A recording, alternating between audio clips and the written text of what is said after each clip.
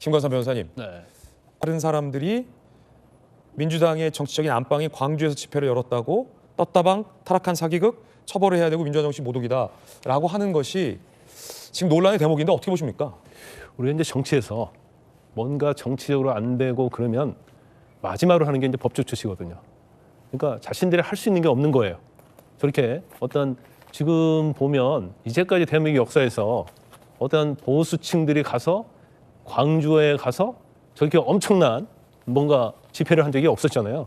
그러면 애써 외면하고 싶다 이렇게 봅니다. 그래서 광주는 우리 거야. 민주당 건데 왜 보수층이 와가지고 저기 와서 집회를 하냐 이거예요. 광주는 민주당 것이 아니고 국민의 것이고 대한민국의 영토 아닙니까? 그러면 어느 정도 인정해야죠. 물론 비판을 할 수는 있죠. 윤석열 대통령에 대한 탄핵 기각에 대한 반대 의견에 대해서 비판을 할 수는 있지만 저걸 저런 식으로 하는 건 맞지 않고 또 더군다나 저걸 또 처벌하겠다고 하는 것 자체는 만약에 민주당이 정권을 잡을 때는 어떻게 할 것인가. 지금 야당인데도 저렇게 가는 건데 정권을 잡았을 때는 정말로 모든 언론, 출판, 집회, 결사 자유에 대해서는 재갈을 물릴 가능성이 있을 수밖에 없다는 그 우리가 나타나는 거예요. 그런데 저도 사실은 저 집회와 관련해서 지인들한테 많이 들었는데 의외로 광주 사람이 많이 있다는 거예요. 거기에. 예. 그다음에 또 젊은 친구들이 많이 나와 있었다는 거예요. 그래서 자기도 가서 깜짝 놀랐다고 하더라고요. 그러면 물론 버스를 대절해서 뭐 기독교 단체에 올 수는 있겠죠.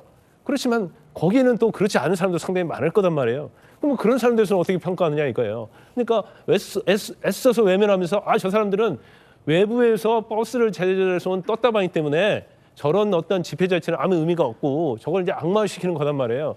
그런데 뭐 저희가 추후에도 얘기하겠지만 민주당의 저런 행태에 대해서 사실은 호남에서도 저런 집회에 나오는 사람이 있다는 거에 대해서 꽤 많이 있다는 거에 대해서는 사실은 스스로를 돌아봐야 하거든요. 근데 스스로는 돌아볼지 모르고 그냥 무조건 악마하고 뭐 처벌해야 한다 그런 방향으로 가면 결국 민주당이 결국 어떻게 되겠습니까? 결국 광주나 호남에서도 외면받을 수밖에 없는 그런 상황으로 갈 수 있다고 봅니다.